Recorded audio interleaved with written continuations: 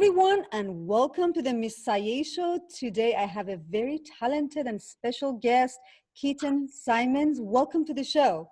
Hello, thank you so much for having me. Absolutely. Keaton has so many talents. He is a performing artist, he is a songwriter. He also writes for, you have written for a TV episode. Yeah. And one of the biggest news is that his first feature film that he has scored will be released soon. Uh, Yes, September 4th. so excited for that. Are you able to talk about that? Yeah, I can totally talk about it. It's coming out. It's been announced. It's such a great thing to be able to talk about because you never know. Everyone tries to keep things as hush hush as they can before they're Right. released. But this project's been in the works for a very long time. Mhm. Filmmaker, director slash writer Dennis Dugan, who has made some incredible films, Happy Gilmore, Saving Silverman, Grown Up, Big Daddy, like all kinds of great movies. And this movie is beautiful. It's a romantic comedy. I'd say a pretty classic romantic comedy in that great way, that timeless way. Diane Keaton and Jeremy Irons star in it. Oh, so good. Maggie Grace, uh, um, uh, the Batch, King Batch, and lots of amazing people in this movie. I myself and my writing and production partner Noah Needleman, along with Dennis Dugan, the filmmaker, created all of the music for this film, and it's heavy on music. Elle King is in it. I'm in it as well, and we both sing these songs that we wrote. It's just wonderful. I can't wait for everyone to see it. What is the name of the movie? It's called Love, Weddings, and Other Disasters. Oh, that sounds like a comedy. That's awesome. I look forward to it. And when is the release date so we can look out? You got it. December 4th. It's supposed to be available select theaters and video on demand. And then who knows these days, I hope it ends up in one of the cool streaming sites. I Seems hope like so. everyone, including myself, is using those things. So it's great. Yes, yes. Well, congratulations to you. I know you have worked really hard and you have albums out and you have performed in live shows. How was the transition for you to composing a full feature film? Pretty cool. I mean, it was a big thing, and I do think that it's a natural progression considering how much of my music's been used in film and television, and the fact that I grew up in that industry. My family's in the film and TV industry, so I've always been very familiar with it, and it's been a goal of mine for a long time, actually. I don't know, at least a big time dream come true. This really has been a big dream come true for me because it was something I always wanted to do. Um, was to be involved in the whole score and soundtrack and just get in there. And this was an Right. amazing opportunity. I hope I get to do it a lot more.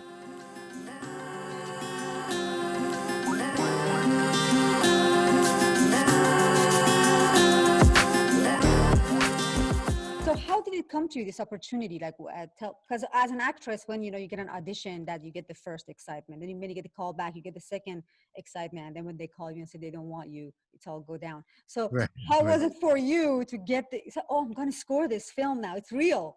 Exactly. Well, I've learned because I've experienced plenty of those ups and downs throughout my career, that to not count any of the chickens before they Right, have. right. Trust me, I absolutely understand. I mean, I'm only now saying like, "Yay, it's real." It's like that's because it was announced and it's actually official. But I honestly probably won't even feel fully comfortable till it is actually out in the world. But anyway, the way that it came to me was through an amazing dear friend who's a brilliant music supervisor, and Michelle Silverman is her name, and she is just an extraordinary person. She's been a real champion of mine for a long time and has used a lot of my music in her projects. And she was talking to Dennis Dugan about this, and he really wanted to work closely with someone who was a songwriter, a singer-songwriter, and work with that person and create the music. And she said, I've got the perfect person for you. And I happen to agree. I feel like I was the perfect person to do that because I started working on this project with Dennis over 5 years ago, and he Wow. started the project somewhere around 14 years ago or something ridiculous like that. So this has been a Wow. long time passion project for him. I was more than happy. I said, I know how this works. Like, I don't care how long it takes. I'm here for you, man. I'm ready to rock and roll. Yes. And yeah, and it went through and it actually happened. It's amazing because Yes. you're right. You know, so many of those things, you kind of have to account just for that being a part of the way things happen naturally. You Right. know, it's not like there's something wrong. You're not cursed because things don't always go right for you. The truth Right. is, usually don't go right. Sometimes they do, and you should be one should be very grateful of the times that they do, because I they hear you. usually they don't. It's a miracle that anything ever actually happened to me. Absolutely. And you know, it's uh, I always think it's a persistency, like you persist, keep Absolutely. doing, keep going. Just Mhm. because of 100 no's, that doesn't mean the 101 not going to be a yes. Just keep doing it and going forward, and don't give it a timeline, because when you do that, you just frustrate yourself, I guess. Yeah, well, it's all just that's just about creating expectations, and then you're Right. comparing these made up ideas against reality and feeling disappointed. Of course, it's disappointing. Reality is different from how we wish it to be. Right, right. I agree with you, and thank you for sharing your um, downtime with us as Oh, well as your victory. It's, you know, it's good to know, because it's easy to say, "Wow, well, I suppose Keaton was born in the industry, so therefore it was easily handed to him." But it's good to know, no, it took 5 years. I stuck with it. absolutely. Oh yeah. Yes, And not to mention the fact that I'm 42 years old now, so you are. well, yeah, so You look it's great. 5 years of thank you though, but it's 5 years of working on this project after decades of hard work and diligence and persistence, like you said, and just your body of work throughout a lifetime. I didn't realize this when I was younger, but I started to see it happen to me as I got older and got more accomplished more things, and did more stuff. Yeah. There are more seeds out there planted, and you never know which ones are going to grow and what they'll Oh, grow into. And so so beautiful.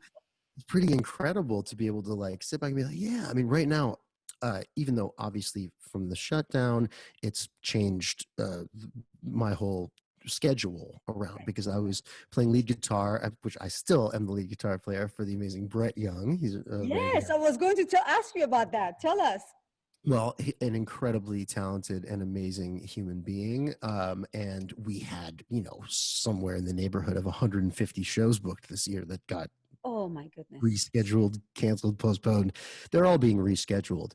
None of them are just being thrown away off the books or anything, But it was definitely a change of plans. But that's what life is like. You know what I mean? It's all about trying to figure out a way to really embrace the unexpected and I allow it hear to you. roll over you, just flow like the river flows.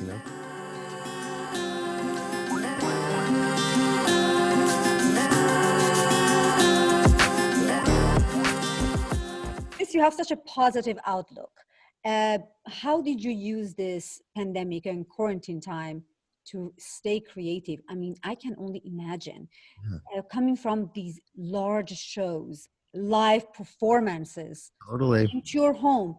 How did you transition, and how did you use this time to remain inspired? Yeah. Well, to me, I'm very much an introvert most of the time. And because what I do for a living and my passion, it's not just what I do for a living.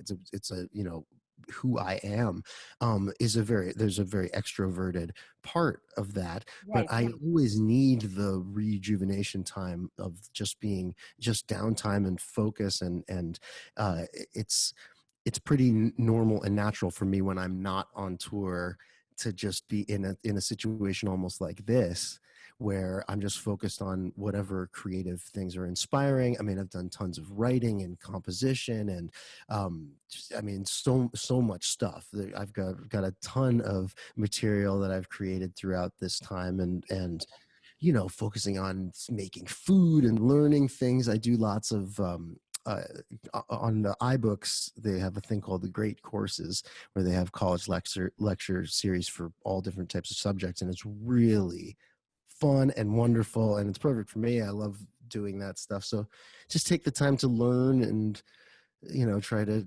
enrich my internal self. That's beautiful. I can see that. I can see that. Many performers and entertainers, they're introverts as much as we would think they're extroverts. No, that's just it's different. So thank you for sharing that. And you talked about cooking. So Yes. do tell. What did you learn, and are you good at it?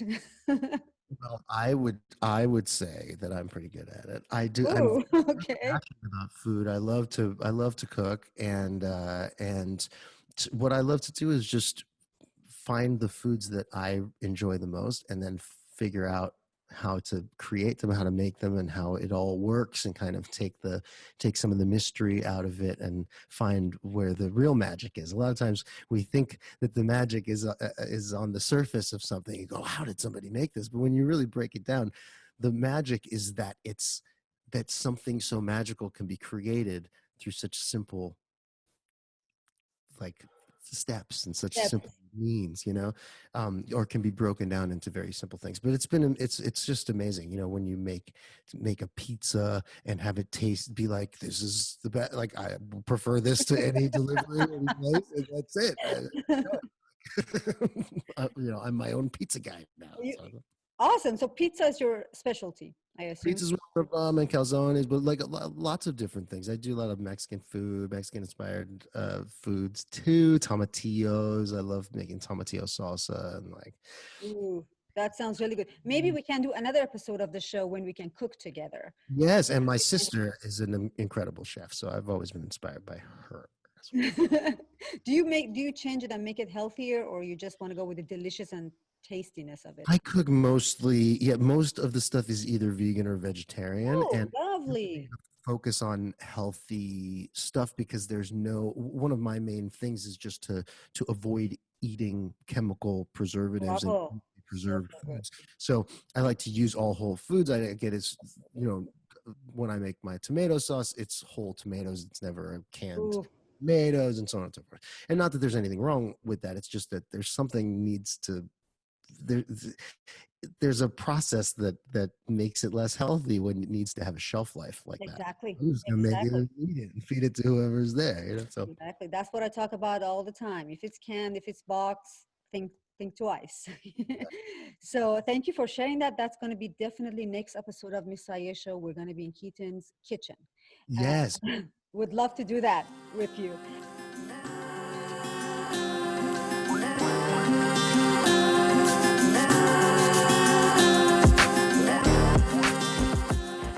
I know that you are in Nashville now. mhm. So you relocated from Los Angeles when, and how is the change, and what is Nashville versus Los Angeles for you? Well, interestingly enough, Nashville is very Los Angeles like, and it has Really? become increasingly that way. Well, especially the vibe and a lot of the people here. Many of my friends from Los Angeles have moved here over the last 10 years or more. So there's a lot of transplants from LA to Nashville. So Yes. there's a very LA vibe. But Nashville is a wonderful, fertile, creative place, very warm and embracing of art and talent, and it's just a really cool place to be. I've always loved it. I've been coming here to tour and do radio and this and that and the other thing probably since about 2004. So, and I've watched it change over the years, and then seen so many of my friends move here. I moved here because I started playing lead guitar with Brett, and it's all located out of Nashville. The way that country music touring works is it's primarily weekends, and then you're usually home from like Sunday to Wednesday, and then you get on the bus and head out and do a weekend of shows. Awesome. Um, yeah, it's great. It's a wonderful way to do it, but got to be in Nashville to catch the bus, and it makes it easy for everyone to be in You're the same from place. Nashville.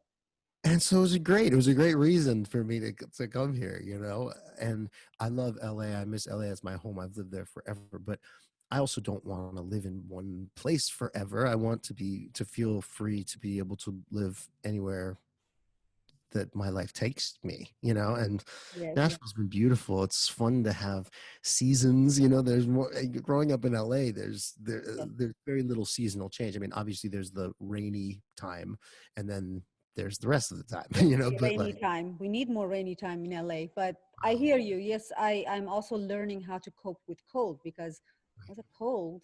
Um, I never experienced that to the extreme. So I hear you. It's an adjustment, but it's also beautiful to have Exactly. seasons. How does it being a lead guitar player?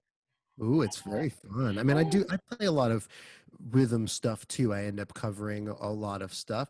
But it's just so fun. For me, the having this gig, since it's like family. I've known Brett for a long time, and I've known everyone else in the band for a long time too, and we all just love each other like fam, you know? And so it feels great. I love the music. I love everything that I'm playing, and everyone that I work with, everybody in the crew, and the whole thing is just has just been wonderful. It really is, like, it feels very luxurious for me, especially after being a front man and solo artist for so long myself. Of exactly. Yes. What is the difference? Because I've seen you on stage. So course. how is it to be the solo man and then now working with a team and being a guitar player? It really, for me, it works well. I started off doing that anyway, so that I could learn from that point of view. That's when I first started as a teenager. I was Mhm. playing in other people's bands, and was musical director and working on records and things like that for other artists before I started writing my own stuff and putting my own band together.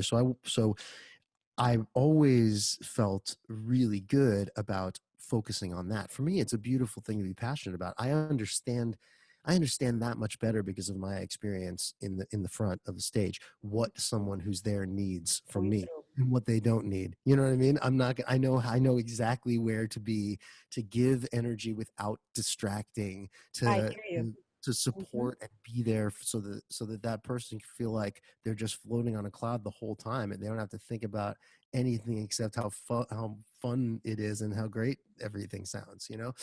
I love that. I'm passionate about that too. So, and Mhm. also Brett really, like, we've known each other as artists, singer songwriters for so long before any of this big success happened for him. So he's always so incredibly generous and respectful and gracious, and like, I'm always singing stuff. He has me play part of my song in the Yeah, I set. saw a video of you guys on a bus. You were singing, and yes, I Yeah, seems like exactly. you guys So have it's so so much much. fun. I Yeah, I could relate to you on that. You know, you said something very beautiful. You said, I learned that from that point of view. So now I right. understand when I'm here how that would play out so I can serve at the best so the whole can be successful. Oh, so Yeah. beautiful.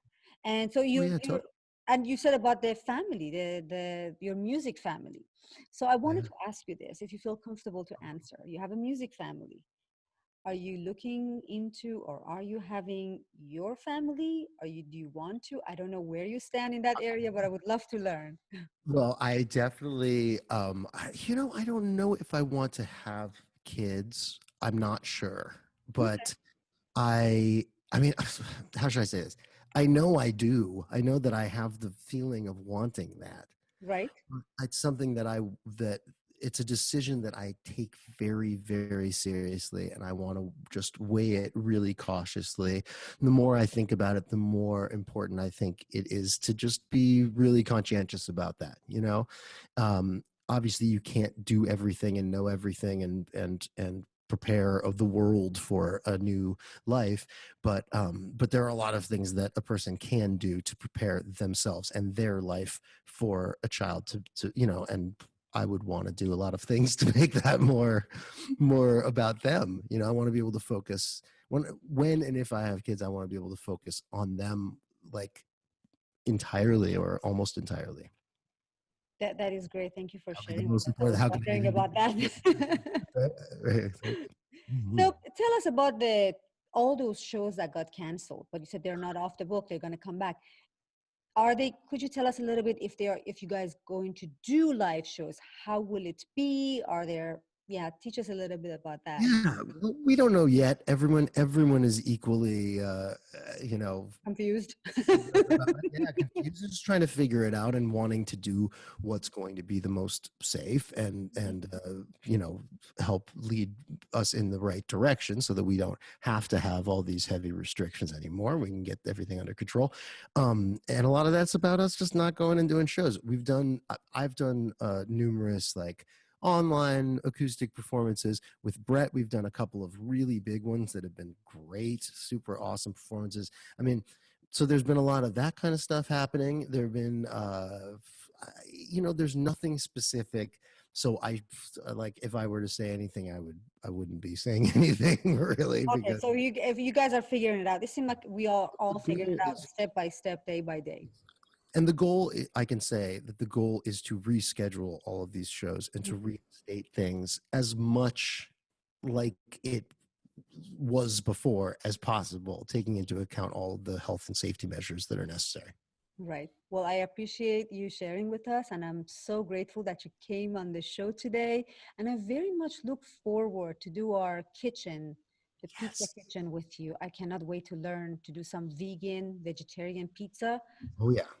We can Yeah. definitely, well, definitely vegetarian, because that's one of the things where I really cheat and I go with cheese. But there are great ways to make vegan pizza, and even like some of the most pure pizza that you can make doesn't have cheese on it at all. Like the real pizza is just all about the dough, a little bit of some marzano tomatoes, fresh basil, olive oil. That's it. There's no What cheese. about the dough? What kind of a dough do you use? Do you use So almond flour or? no, I use a regular flour, but sometimes we use a combination of like some rye flour in there, some fresh milled wheat berries, so to make fresh flour, and put that in there too, and that adds flavor and texture and all that. But some of the best that works is just the bread flour, unbleached, I regular. love how much you enjoy creating. It could be music, it could be composing a film, it could be pizza. It seems like you're having just a lot of fun creating. I really appreciate you coming on the show today, Keaton, and I really hope that you come back again. Of course, I would love to. Mwah. Thank you so Mwah. much. Love you. Take care of yourself. Bye, sweetie. You too.